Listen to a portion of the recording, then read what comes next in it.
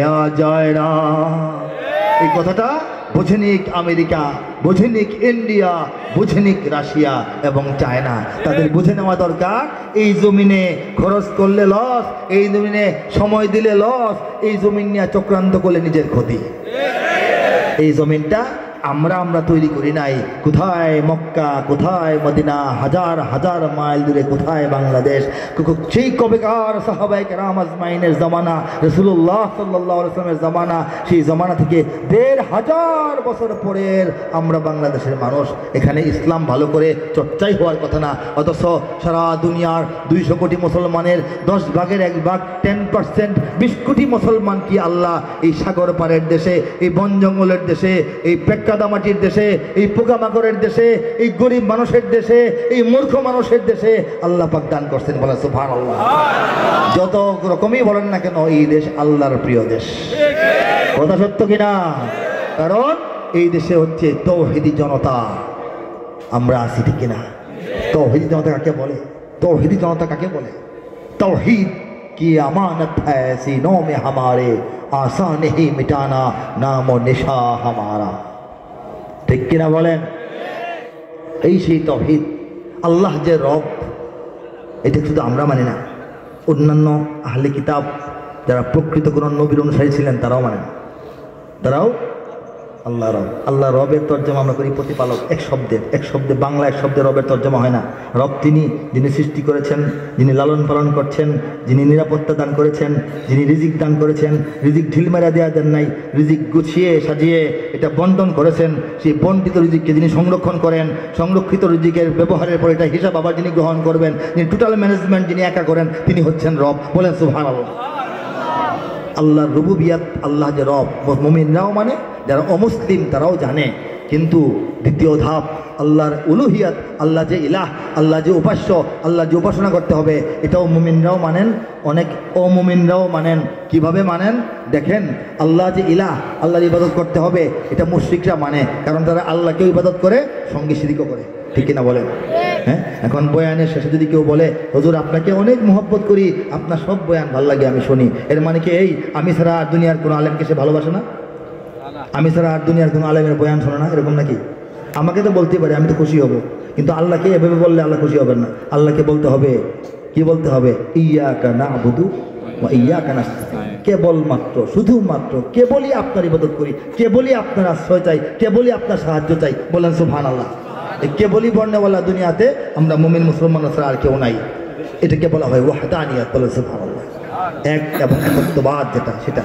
হযরত বিলাল রাদিয়াল্লাহু আনহুকে যখন অত্যাচার নির্যাতন করতে করতে জান বের হওয়ার মতো অবস্থা, একবার রৌদ্রের মধ্যে পানির মধ্যে ফেলায় রাখছে, তিনি বলতেছেন আশহাদু আল্লা ইলাহা ইল্লাল্লাহ ওয়া আশহাদু আন্না মুহাম্মাদান আবদুহু ওয়া রাসূলুহু। তিনি বারবার সেই কালেমাতুশ শাহাদা উচ্চারণ করছেন। তখন কাফেররা রাগ হয়ে, বিরক্ত হয়ে, মিজাজ হারিয়ে, সেই হারিয়ে করল কি, হযরত বিলাল রাদিয়াল্লাহু আনহুর জিহ্বা মুবারকের নিচে একটা জ্বলন্ত কয়লার খণ্ড ঢুকিয়ে দিল। সঙ্গে সঙ্গে তার জিহ্বাখানি প্যারালাইজড হয়ে গেল, অচল, অবশ, নড়ছে না, কথা বলছে না, উচ্চারণ হচ্ছে না। তখন তিনি কি বললেন? গলা কাঠের মতো পেটে চৌচির হয়ে যাচ্ছে, পানি নাই, মাথার উপরে সূর্য এবং নিচে তপ্ত বালি, জিহ্বার নিচে জ্বলন্ত কয়লা। তখন তিনি একদম শেষ মুহূর্ত, মৃত্যু হয়ে যাবে মনে হচ্ছে। তিনি শুধু বলছেন কষ্ট করে, আহাদ আহাদ আহাদ আহাদ আহাদ আহাদ আহাদ। ঐতিহাসিক প্রশ্ন, যেহেতু তিনি জিহ্বায় আঘাত পেয়ে লম্বা কালিমা পড়তে পারছেন না, সেহেতু তিনি ছোট্ট করে একটি শব্দ উচ্চারণ করছেন। সেই শব্দটি আল্লাহ আল্লাহ আল্লাহ আল্লাহ। হইলেও তো হইতো নাকি বলেন? হইতো না? আল্লাহ আর হাত কি খুব লম্বা খাটো না কাছাকাছি শব্দ? উনি আল্লাহ আল্লাহ না বলে আহাদ আহাদ বলছিলেন কেন?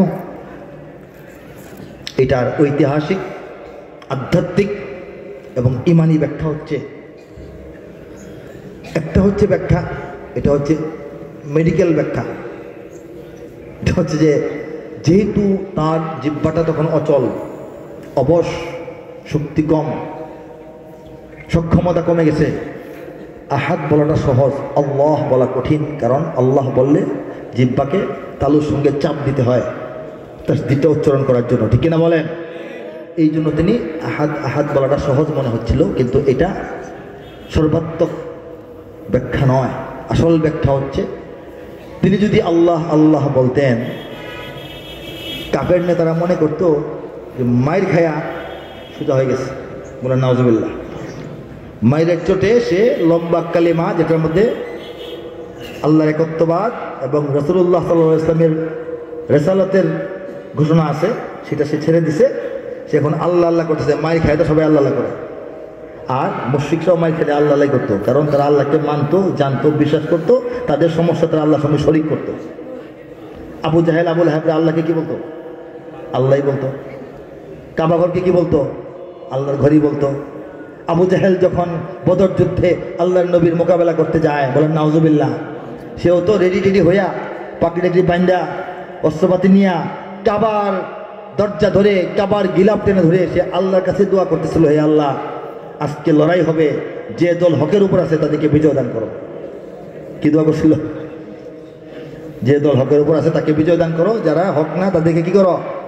ধ্বংস করো। আল্লাহ তার দোয়া কবুল করেছেন, করেন নাই? কিন্তু দোয়া সে কার কাছে করছে? আল্লাহকে কি ডেকেছে সে? আল্লাহ।